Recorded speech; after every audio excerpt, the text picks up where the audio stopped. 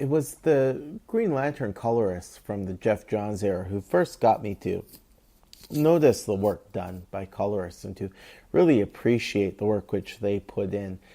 And looking at Ms. Feeney's color work here, it's just brilliant. It just adds to the wonder, the awe, and the horror of what's going on in each and every page of this run. As well, Digital Chameleon was involved. That was the inking and coloring company that was co-founded by Captain Canuck artist George Freeman, and clearly Ms. Feeney utilized their services quite well. You won't see any coloring mix-ups in this book. The colors are crisp. They are nothing short of perfect. Then you have letterer Todd Klein, longtime letterer, has received many accolades for his work over the years, and he too complimented the work done by Mr. Mandrake in that he came up with separate type fonts for both Jim Corrigan and the Spectre. And so Mandrake would draw Corrigan's word balloons, the traditional white bubbles. And then Mr. Klein would add traditional lettering for those word balloons. But then for the Spectre, Mr. Mandrake would draw these jagged-edged, creepy-looking word balloons. Couldn't even call them word balloons because they were shaped like anything but. And then Ms. Feeney, Digital Chameleon, color in the Spectre's dialogue bubbles or spaces of green. And then Mr. Klein came up with this really neat type font that let you know that it was the Spectre speaking at times. And yes, there were times where even though it appeared that the Spectre was speaking, it was more Corrigan speaking through the Spectre. But between Mandrake, Feeney, and Klein, it was so much easier to tell when either Corrigan or Spectre was in the driver's seat. And then you get the editor. I also need to point out Mr. Klein also came up with separate type fonts for the Archangel Michael, who appears as God's representative in a number of issues from the run. And then when we get to see God near the end of this run, there is another type font for the Judeo-Christian God.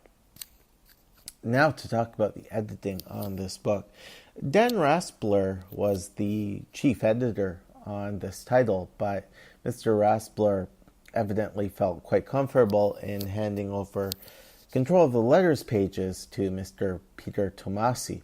Of course, today, Mr. Tomasi is highly regarded, not just as an editor, but also as a writer on a number of DC books, in particular the Green Lantern Corps and other Green Lantern-related titles from the Jeff Johns era. As well, he was an editor on Jeff Johns and David S. Goyer's JSA. So clearly someone who had a love of DC Comics history and Golden Age history as well.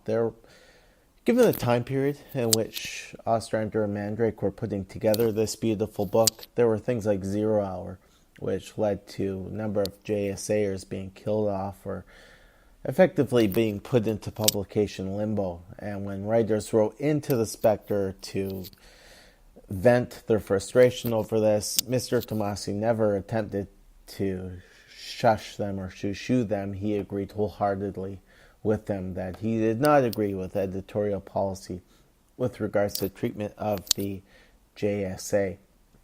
And he clearly took this volume very seriously because over time there were a number of writers who wrote in and said, hey, I came up with a fun title for the letters column, Spectre Graphics or what have you. And each time Mr. Tomasi would say, okay, well, thank you, but we're taking this book very seriously. So the letters column is just going to be titled The Spectre. So right from your writer, through your art team, through the editorship, just a great team. And so it's no surprise that this is one of the finest runs in all of comics history, really. All right, it's time to get talking about Volume 3 of the Spectre, issue number 1, cover date of December 1992.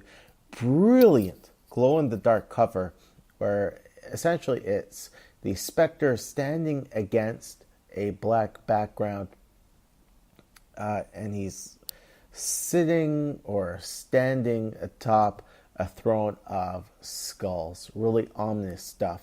I just have to say, given that the Munch run ended only 3 years prior to the launch of Volume 3 of the Spectre, it seems pretty clear to me that DC Editorial was disappointed with the way the Munch run ended and really wanted to make the Spectre a very viable character. For a character like the Spectre, who will go long periods of time between getting his own solo book, it's a big sign that it took less than 5 years between the cancellation of the second volume and the start of the third volume. And so I get a sense that Mr. Ostrander and Mr. Mandrake were told, let's bring the Spectre back to his roots. Let's go with something more iconic. And both men, as well as the rest of the creative team, were more than up for the task. So in issue number 1, we see Jim Corrigan, and he's in his more iconic guise, where he's wearing the 3-piece suit and tie, more conservative haircut. He doesn't look like he's out of the 1930s. He's wearing, what would look like a fashionable suit. His hairstyle doesn't look like it's right out of the 30s, but looking at this Corrigan, he's clearly somebody who's much older than he appears to be. And so later on, for new readers, when they learn that he is a ghost, it makes sense that he looks this way. But Jim Corrigan, again with that streak of white hair, his otherwise full head of red hair, is entering the Cecil Bailey Hospital. And this is the first of so many wonderful callbacks by Ostrander and Mandrake to prior Spectre runs, creative teams with the Cecil Bailey Hospital. And we do get some sense that time has passed between the end of the Munch run and the start of this run, because Corrigan is not only looking like his usual self, but he's also on his own. He doesn't have anybody with him. And that also speaks to the Neil Gaiman penned issue of Books of Magic number 2. So Corrigan goes into hospital and he's looking for Louis Snipe. And Snipe is the informant who told Jim Corrigan back in 1940 the whereabouts and the activities of Gat Benson. And I just have to say, I forgot, folks, how much Ostrander-Mandrake revised or tweaked the Spectre's origin for the post-crisis era. And later on, I'll be talking about the difference between a retcon and a revelation, because it's very important when looking at the Ostrander-Mandrake visitation or revisitation of the Spectre's origin. So Snipe is clearly on his deathbed, and he sees Corrigan and he says, "Go away, Corrigan." And Corrigan says, "No, I need to know the truth." And we get a neat artifact, which we'll see Mandrake use a number of times throughout the run. The Corrigan turns into ectoplasm, and he enters Snipe's body through his eyes and his nostrils. And there inside Snipe's mind, we see the Spectre looking for the truth about what happened on that fateful night. And the first of a number of revelations here, we learn that Louis Snipe wasn't just a stool pigeon. He was actually hired by Gat Benson to give away the location of his hideout to Jim Corrigan, with the idea being that Corrigan, who is looking to rise through the ranks at the NYPD, would go out on his own and try to take down Benson and his men at the supposedly abandoned warehouse. And that's what happens. So there's a pretty important change from the Siegel Bailey version. Corrigan isn't out with Clarice when they're taken down by Benson and his men. Corrigan goes in on his own and is quickly ambushed. And Spectre can see in Snipe's mind that Snipe wanted this to happen. And so with that revelation that Snipe was one of the people involved directly in Corrigan's murder, the Spectre quickly dispatches with Snipe's soul, and Corrigan exits Snipe's body, is standing by Snipe's now dead body, and says, "Wait, I'm still here. Snipe was the last living person connected to my death. With his death, I should have my closure. I should be gone. But I'm still here. Why? Why am I still here?" And so he quickly makes his way out of the hospital, and he passes by an attractive young social worker named Amy Baderman.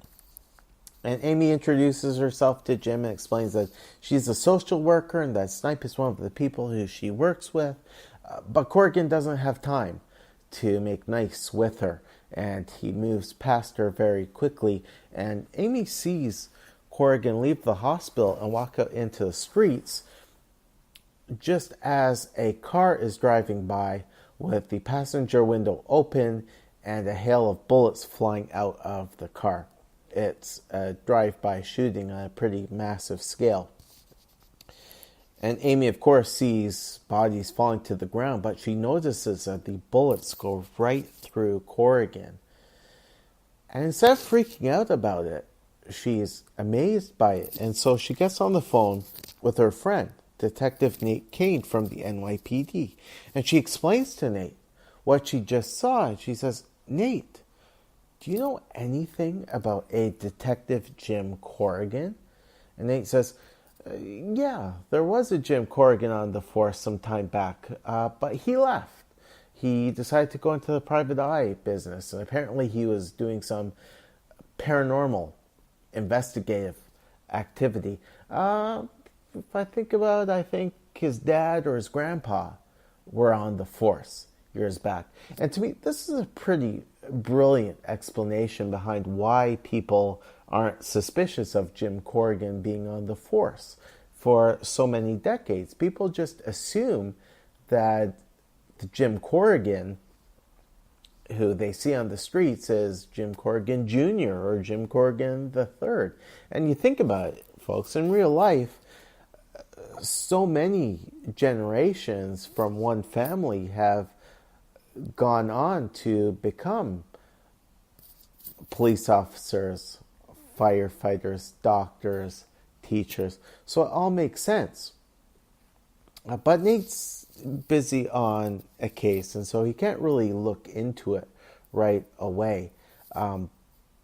But Nate will, of course, become a very important supporting character right in this first arc of the Spectre. Certainly Amy Baderman is a key part of this first arc of the Spectre. She is someone who, even after her ultimate demise, is referenced throughout this run and makes one really neat appearance near the midway point of this series.